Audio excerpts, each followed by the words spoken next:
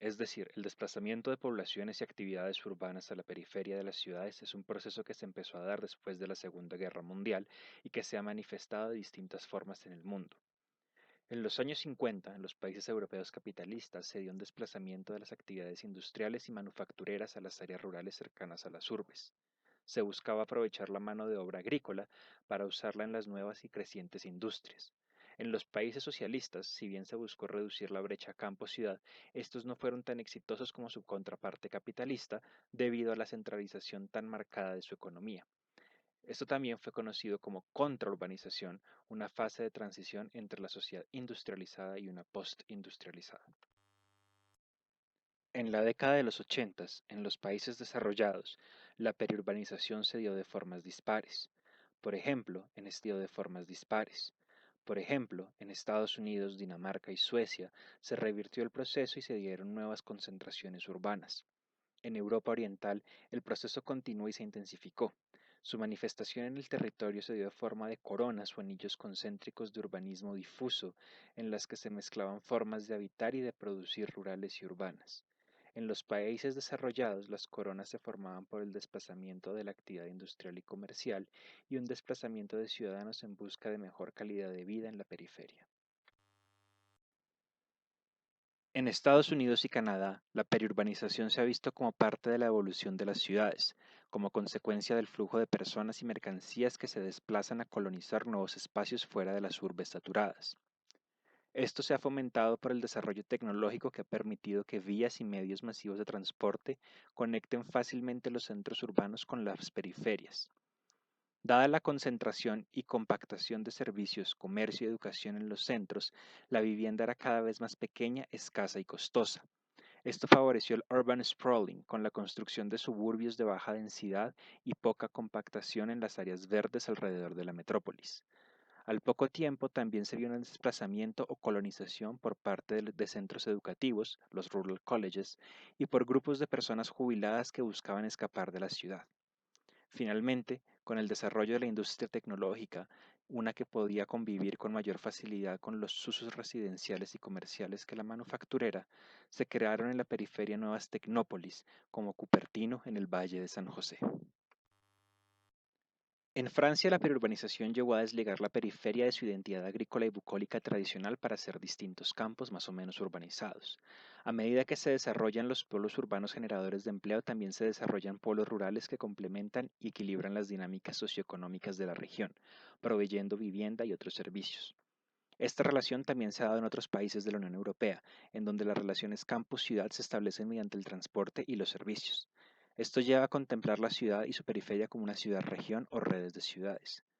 En Europa se evidencian dos tipos de armazón urbano, los dominados por la ciudad capital que influencia los modelos urbanos del país y las mallas de ciudades en los que éstas compiten entre sí en espacios cerrados y escasos. Al igual que en Norteamérica, el desarrollo de la infraestructura vial y de transporte ha facilitado la urbanización en baja densidad de las periferias.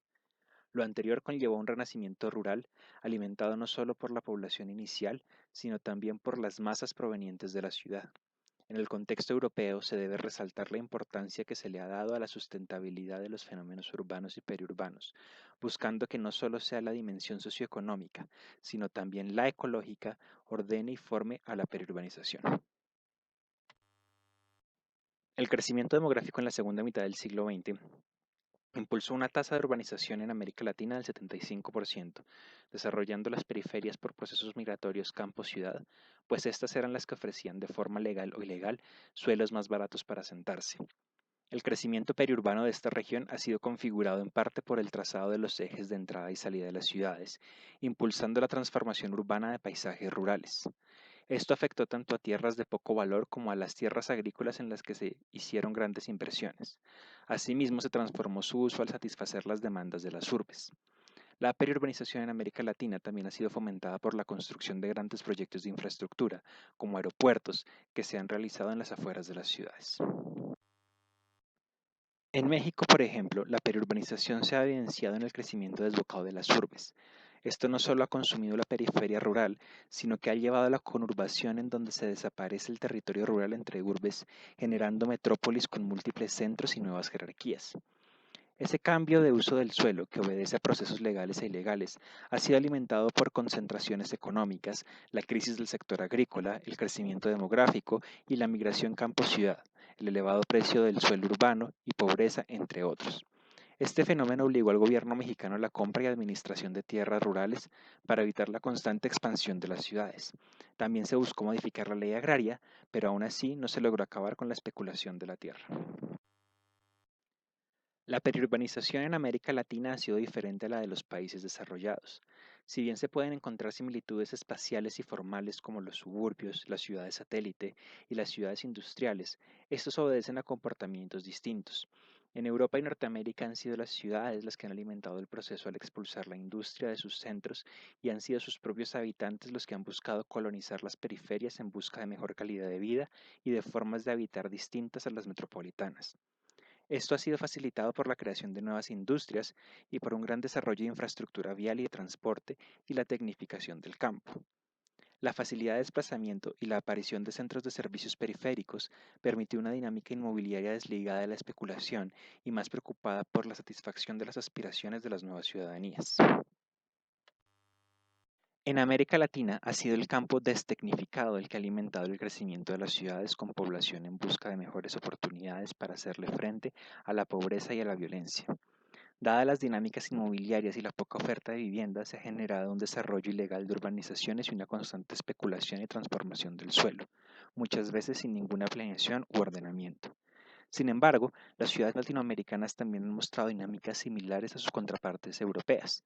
Las élites han empezado a colonizar las periferias en busca de nuevas y más cómodas formas de habitar, y las industrias manufactureras están migrando a las periferias.